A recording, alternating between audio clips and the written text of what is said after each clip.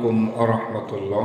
সুপ্রিয় মুমিন মুসলমান, সারা বাংলাদেশে লক্ষ লক্ষ মসজিদের ইমাম, খতিব এবং হাজার হাজার মাদ্রাসার প্রিন্সিপাল, অধ্যক্ষ, সুপারিনটেন্ডেন্ট, প্রভাষক এবং বিভিন্ন মাদ্রাসার মুহতাম্মিম, বড় হুজুর, মেজ হুজুর, ছোট হুজুর সহ অসংখ্য মুফতি, মুহাদ্দিস, মুহাক্কিক, মুফাসসির বাংলাদেশে, অথচ আউল ফাউল শয়তানের প্রোপাগান্ডায় যারা লিপ্ত, তাদের নিয়ে আজকে এদেশের ইসলামিক সংগঠন, ইসলামিক দল, ইসলামিক সমাজের কেন নীরব ভূমিকা?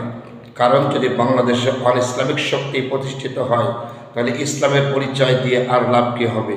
যার কারণে প্রতিটা মুসলমান গর্জে উঠুন, ওই ফাউল আবুল সহ এর যারা সহযোগী, সমর্থিত, যেখানে যেভাবে কথা বলতে চায় সেখানেই সরকারের কাছে আমাদের দাবি, আইনগত ব্যবস্থায়, আইনের আওতায় তাদের নিয়ে উপযুক্ত শাস্তি, সর্বোচ্চ শাস্তি নিশ্চিত করা। ইসলামের বিপক্ষে শক্তিকে বাংলার বাড়িতে আর বরদাস্ত করার মতো পরিবেশ নাই। প্রতিটা মোমেন মুসলমান বাতিলের বিরুদ্ধে হক প্রতিষ্ঠায় গর্জে উঠুন।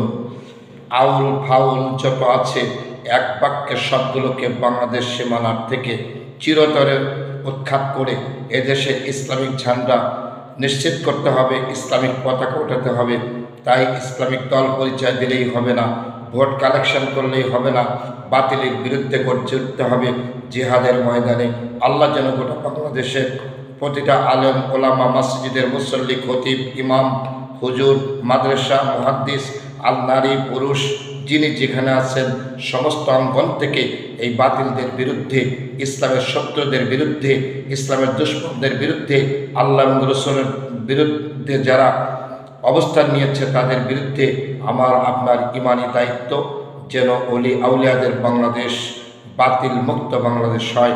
আল্লাহ যেন আমাদের কবুল করে নেন, আমিন। ওয়া মা তাওফিকি ইল্লা বিল্লাহ। আসসালামু আলাইকুম ওয়া রাহমাতুল্লাহ।